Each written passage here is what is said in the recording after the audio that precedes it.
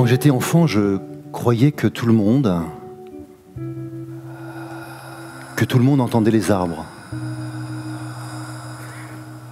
Je faisais des câlins aux arbres et je pensais que tout le monde faisait ça. Et un jour, j'ai compris que c'était pas le cas. Évidemment, plutôt à mes dépens. J'étais pas très à l'aise du regard des autres, d'être celui qui fait des câlins aux arbres et qui, semble-t-il, les entend. Là, je suis juste à côté de cet arbre, c'est un hêtre, le hêtre de Pontus à Brocéliande. 450 mètres de large, 80 mètres de haut. Quand vous êtes à côté d'un seigneur comme celui-là, et que vous êtes en contact, vous avez la sagesse du monde à vos pieds. Je vais vous proposer de trouver vos racines, de vous élever vers les cieux. Minute après minute, jour après jour, seconde après seconde,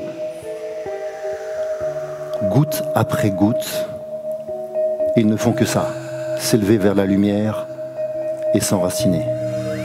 Et puis maintenant, imaginez que vos bras s'élèvent. Prenez de l'espace, oui, c'est ça. Commencez à prendre de l'espace et osez faire en sorte de toucher le voisin si c'est possible, ou la voisine. L'espace qui vous est proposé, les feuilles qui s'entrelacent. Vivre quelques instants comme si vous étiez à 10, 20, 30, 40 mètres. Vous allez tous aller à 40 mètres. Vous allez imaginer maintenant que vous êtes bien ancré au sol, que votre tête est à 40 mètres au-dessus de la canopée, au-dessus de la cime, et que vous voyez le reste de la forêt. Vous pouvez rajouter des sons de vent, des oiseaux, tout ce que vous avez besoin d'y mettre. Et commencez maintenant à accepter de grandir encore davantage. Maintenant, vous passez à 60 mètres, 80 mètres, 100 mètres, la taille des séquoias. Pour certains, c'est encore plus grand que ça. Et maintenant, commencez à ressentir.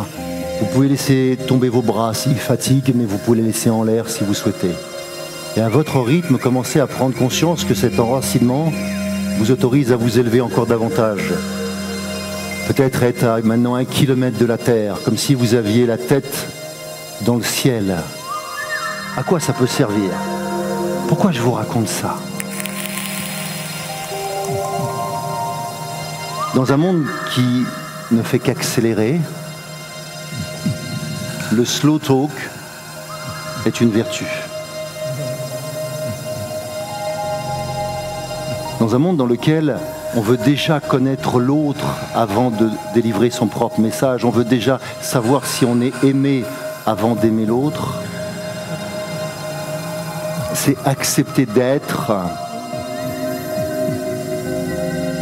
et de recevoir. Ce qui est formidable avec les arbres, c'est qu'ils ne vous jugent pas.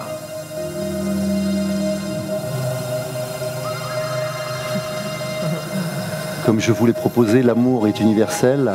Évidemment, ça marche avec les arbres. Si je n'ai qu'un message à vous proposer aujourd'hui, c'est